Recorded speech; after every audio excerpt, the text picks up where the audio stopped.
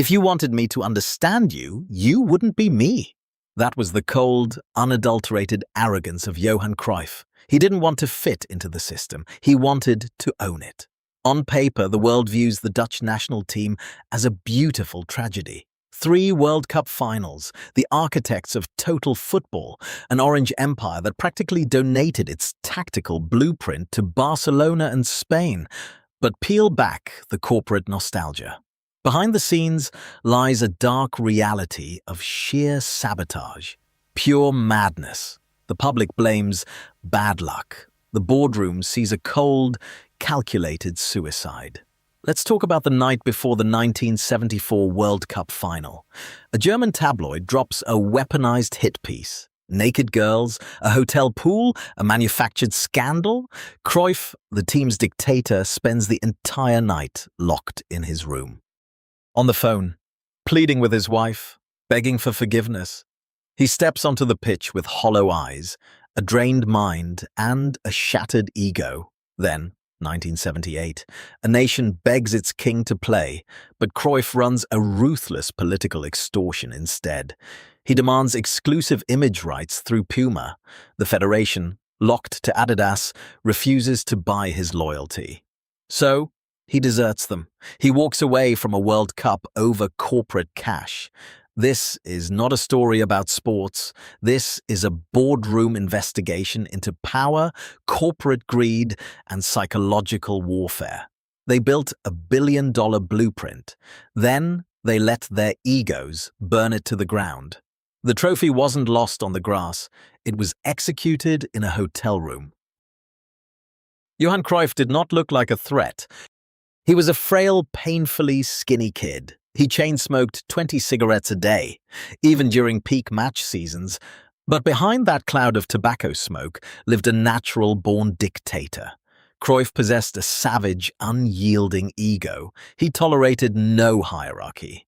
If a veteran teammate or an older coach passed the ball a single yard away from his demand, Cruyff didn't just correct them, he humiliated them.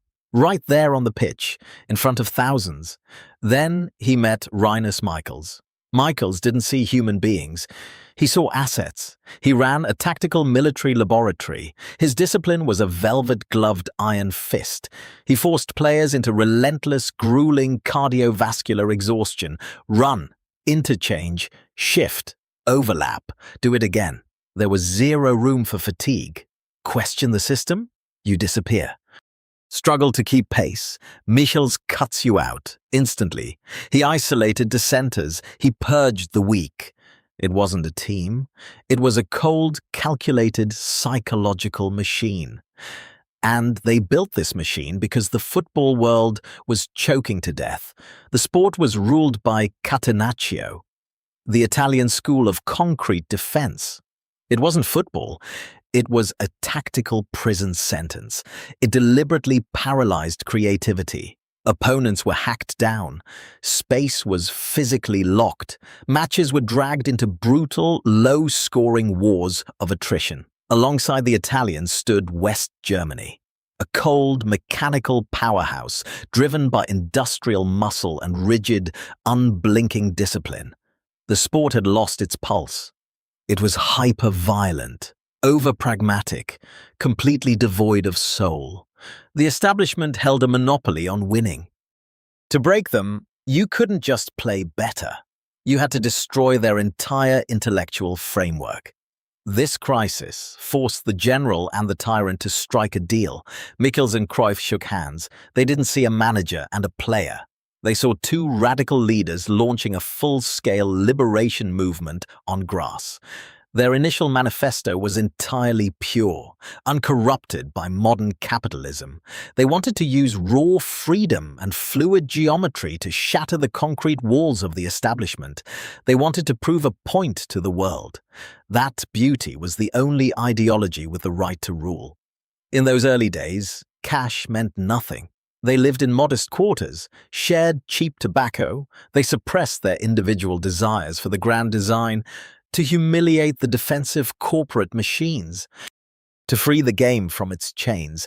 It was a brotherhood bound by a shared obsession with tactical perfection. But they forgot a fundamental flaw in human engineering. You cannot hand men the keys to absolute freedom without breeding absolute arrogance. The purists were about to conquer Europe. They were about to taste real power, and they had no idea that this very success would turn their sacred pact into a toxic commercial circus. Success did not just knock on the door, it blew the hinges off. 3 consecutive European Cups for Ajax, a complete annihilation of Argentina and Brazil at the 1974 World Cup. The system worked flawlessly, but success is a predatory beast. It demands payment in cash and identity. Almost overnight, the pure tobacco-sharing ideologists vanished. Money flooded the ecosystem. Corporate handlers, aggressive agents, and mass media descended upon the training camps. The headquarters transformed from a strict tactical laboratory into a chaotic corporate trade fair. Players didn't talk about geometry anymore. They negotiated endorsement deals. Individual brands took priority over the collective flag. The camp crawled with models, wives, corporate sponsors, and tabloid journalists. They weren't fighting a tactical revolution on the pitch. They were selling themselves to the highest bidder on the open market. The money exposed deep, ugly fractures. First came the tribal warfare. The Ajax faction, governed by Cruyff and Neeskens, claimed absolute dominance over the dressing room. They held a monopoly on privileges. They openly looked down on the Feyenoord players, men like Willem van Hanegem, tough, gritty, working-class players who actually did the dirty running. The purists treated the workers like second-class citizens. Then, the corporate war went biological. Cruyff signed a lucrative, exclusive deal with Puma, but the Dutch national team was locked into a massive contract with Adidas. What did the dictator do? He refused to wear the 3 stripes. He forced the kitman to physically slice 1 stripe off his sleeve, 2 stripes for Cruyff, 3 stripes for the peasants. It was a blatant display of unchecked greed. The team saw it, the federation saw it, and the resentment simmered. But this wasn't just a corporate civil war. It was a racial powder keg. Fast forward to the next generation. The spectacular rise of the Surinamese stars. Ruud Gullit, Frank Rijkaard, Patrick Kluivert, Clarence Seedorf. Pure, unadulterated talent. But the boardroom remained white. The media remained white. The white establishment, the De Boers, the Blinds, held the keys to power. The black players faced severe wage discrimination. They were isolated. When the team won, the press praised the system. When the team lost, the media hunted the black players. Can a boardroom built on corporate segregation and tribal hatred actually survive a crisis? Or does the poison eventually infect the pitch? The answers lie in the history of cold-blooded, self-inflicted executions. Let's look at the ultimate heist turned suicide, the 1974 final against West Germany. Minute 2. 16 passes. The Germans never touched the ball. Cruyff won a penalty, goal. The match was essentially over. The Germans were psychologically broken. All the Dutch had to do was apply the finishing blow. But the Ajax ego intervened. Cruyff and his inner circle chose humiliation over victory. They didn't score a second goal. They started passing the ball sideways, sneering at the German defenders, toying with them. They weren't playing tactical football. They were feeding their own vanity. The Germans didn't panic. They simply waited. Then they brutally executed them, 1-2. The Dutch bled out on the pitch, choked by their own arrogance. Did they learn their lesson? Absolutely not. The coup became a permanent tradition. Let's look at the data stack. The World Cup 1990.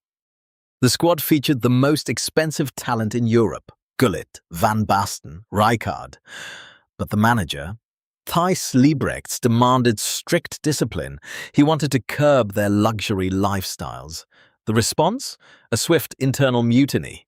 The senior players cornered the federation. They demanded the manager's head on a plate right before the tournament began. The federation blinked. Liebrechts was axed. The team arrived leaderless, fought internally, and suffered a humiliating exit. The European Championships 1996. History repeats itself, but with darker undertones. Edgar Davids, the fierce Surinamese midfielder, openly revolted against manager Guus Hiddink. Davids didn't use backrooms, he went straight to the press. He called his own manager a weak, manipulated puppet of the white Ajax faction.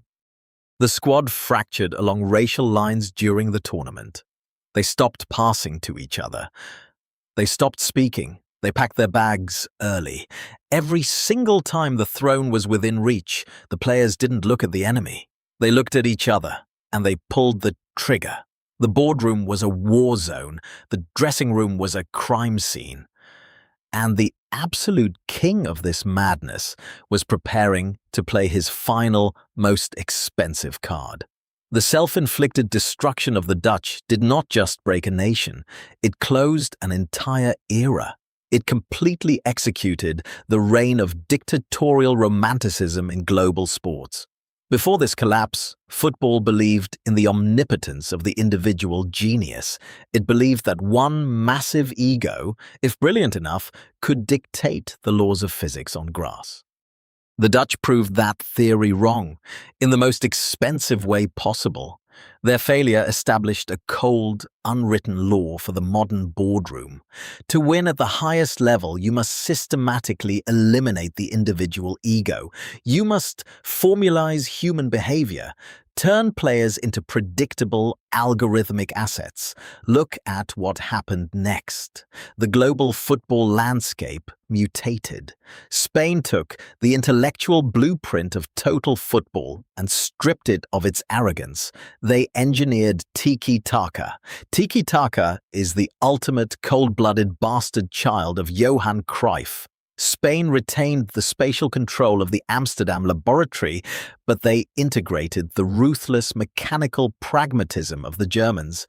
They didn't pass to humiliate the opponent, they passed to starve them. To safely choke out the clock. Spain didn't seek a beautiful tragedy, they sought a bloodless, efficient corporate monopoly, and they won everything. The Dutch donated their brains to science. Their rivals used that science to build weapons. And that leaves us with a dark, uncomfortable truth about power. In high-stakes arenas, the creator of the game is rarely the one who ends up owning the market. The Netherlands suffered from a terminal structural autoimmune disease. A human body that hoards too many geniuses will eventually trigger its own antibodies. It will aggressively slaughter itself from within. Real power does not care about how beautifully you execute a design. It doesn't care about aesthetics. It cares about survival. It cares about whether you possess the coldness to strangle your own vanity, adapt to the dirt, and seize the gold by any means necessary. The Dutch chose a different path. They chose to be beautiful martyrs. They wanted the world to remember their artistry.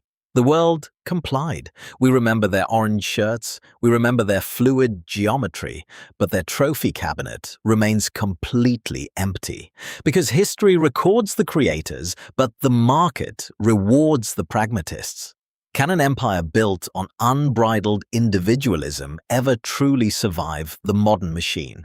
Or is internal suicide the inevitable tax on absolute arrogance? The Dutch aren't the only ones who designed a brilliant blueprint, only to watch their own greed and backroom politics burn it to the ground. If you want to see how another massive sporting institution weaponized raw power, ran a multi-million-dollar extortion scheme, and triggered a brutal boardroom war that permanently altered the global elite, click on the video on your screen right now.